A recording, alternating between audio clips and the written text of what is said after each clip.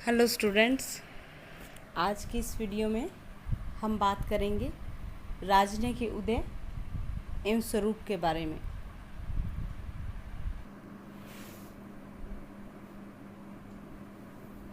पिछले वीडियो में हमने बात की थी राजन्य का अर्थ और परिभाषा के रूप में।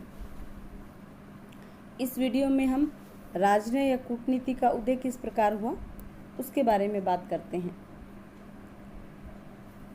राजन्य का उदय इतिहास के प्रारंभिक काल के एक अंधकार के गर्भ में छुपा हुआ है। अर्थात जो राजन्य है वो प्रागैतिहासिक है। कहा जाता है कि युद्ध और राजन्य जुड़वा रूप में जन्मे थे। इसका अर्थ है कि जब संघर्ष हुआ तो उस संघर्ष से थक कर इंसान ने वार्ता या समझौता करने की सोची। तो जब संघर्ष हुआ तो संघर्ष के साथ ही उससे बचने का उपाय वार्ता के रूप में ढूंढा गया। तो युद्ध और राजन्य दोनों एक साथ ही अस्तित्व में आए। प्राचीन इतिहास में देखें, जैसे हिंदू और ईसाई धर्म के इतिहास में, उन देवदूतों को हम प्रथम राजदूत कह सकते हैं, क्योंकि ये पृथ्वी और स्वर्ग के बीच दूत के रूप में कार्य करते थे। बाइबल में अनेक जगह उदाहरण मिलते हैं एंजल्स के बारे में, देवदूतों के बारे में, फरिश्तों के बारे में।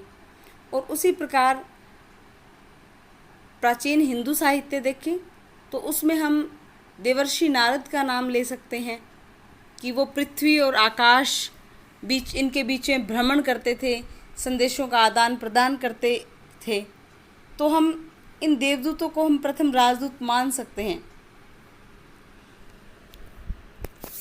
निकलसन कहता है कि जब आदिम और जंगली जातियां थीं, उनके आपस में झगड़े होते थे, तो उन आपसी झगड़ों से तंग आकर के उन्होंने हथियारों को अलग रख के शत्रु पक्ष के साथ अपना आखेट क्षेत्र या शिकार क्षेत्र जो है वो निर्धारित करने के लिए वार्ता का प्रयोग करना शुरू किया। और ये जो वार्ताकार थे, जो वार्ता को अंजाम देते थे, ये मानव इतिहास के प्रथम राजदूत थे। अतः जो हमारे सुदूर अतीत था, बड़े प्राचीन समय से ये प्रथा प्रारंभ हो गई कि ऐसे जो वार्ताकार हैं उनको कुछ विशेष सुविधाएं व सुरक्षाएं प्रदान की जाए, क्योंकि कोई भी व्यक्ति शत्रु पक्ष में जाकर के और बात रखने के लिए तब तक तैयार नहीं होगा जब तक कि उसे अपने प्राणों की रक्षा का वचन ना दिया जाए। तो प्रारंभ से ही इन दूतों को ऐसे विशेषाधिकार या अनुमतियां दी गई जिससे वो बात को सामने वाले पक्ष तक रख सके और उसका संदेश अपने पक्ष तक पहुंचा सके।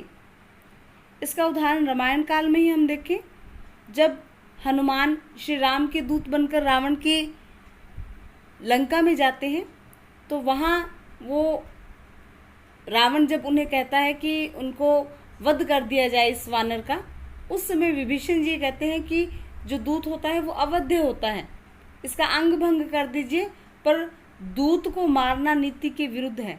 अर्थात प्रारंभ से ही ऐसी एक नीति, एक ऐसी परंपरा चल पड़ी थी कि दूत जो होगा वो अवध्य होगा, चाहे परिस्थितियां कैसी भी हों, चाहे संकटपूर्ण हो, चाहे मित्रतावत हो, लेकिन जो दूत है उसको विशेषाधिकार दिए जाएंगे, कुछ सुविधाएं प्रदान की जाएंगी जो सामान्य योद्धाओं को उपलब्ध नहीं होगी।